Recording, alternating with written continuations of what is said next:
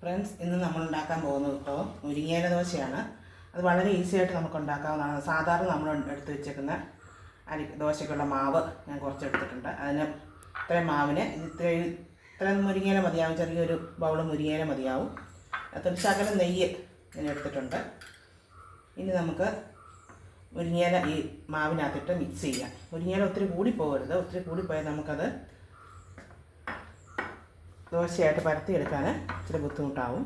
അതുകൊണ്ട് നല്ലപോലെ അതുകൊണ്ട് ആ തണ്ടൊന്നുമില്ല, നല്ല അടത്തി വെച്ചേക്കുവാണ് മുരിങ്ങയിലയാണ്. അത് ഞാൻ മൊത്തം ഇടുന്നില്ല, കുറച്ചേ ഇടുന്നുള്ളൂ. ബാക്കി ഇത് എത്രയും മിച്ചം വെച്ചിട്ടുണ്ട്. കുട്ടികൾക്കൊക്കെ മുരിങ്ങയില കഴിക്കാൻ നമ്മൾ കറി വെച്ച് കൊടുത്താൽ കഴിക്കാൻ മടിയാണല്ലോ. അപ്പോൾ ഇങ്ങനെയൊന്ന് ചെയ്ത് നോക്കും. അവർ അത് കഴിക്കുന്നതാണ്. മുരിങ്ങയില കഴിച്ചാൽ വളരെ ഗുണമുള്ള സാധനമാണല്ലോ. ഇത്രയേ ഉള്ളൂ. ഇനി നമുക്കിത് ദോശക്കല്ലിൽ ചുട്ടെടുക്കാം. ഞാനിവിടെ ആദ്യമേ തന്നെ ദോശക്കല്ല് ചൂടാകാൻ വെച്ചിട്ടുണ്ടായിരുന്നു. അതിൽ നമുക്ക് ഇച്ചിരി ഓയിൽ ബ്രഷ് ചെയ്ത് കൊടുക്കാം.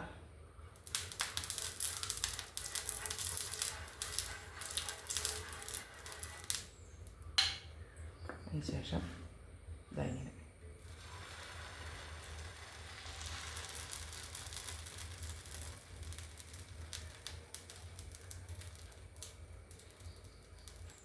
ഇത് മതി. ഒത്തിരി കട്ടി കൂടി പോകരുത്.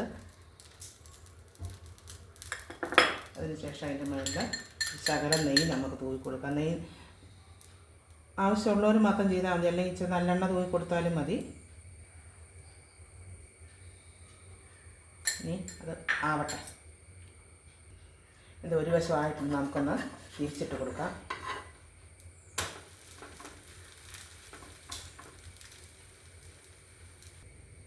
ഇത് മുരിങ്ങ ദോശ പാകമായിട്ടുണ്ട്. നമുക്കിത് വാങ്ങിയെടുക്കാം. ഇതാ ചുട്ട് നോക്കാം.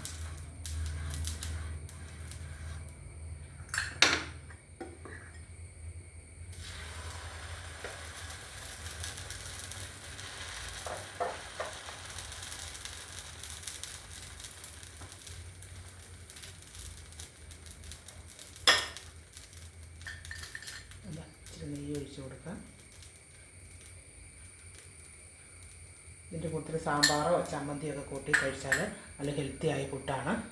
ഇത് മുരിങ്ങയില ദോശയുടെ റെഡി. കുട്ടികളൊക്കെ മുരിങ്ങയില കഴിക്കാൻ മടിയുള്ള കുട്ടികളൊക്കെ ഇങ്ങനെ ഉണ്ടാക്കി കൊടുത്താൽ കഴിച്ചോളും. എല്ലാവരും ട്രൈ ചെയ്യുക.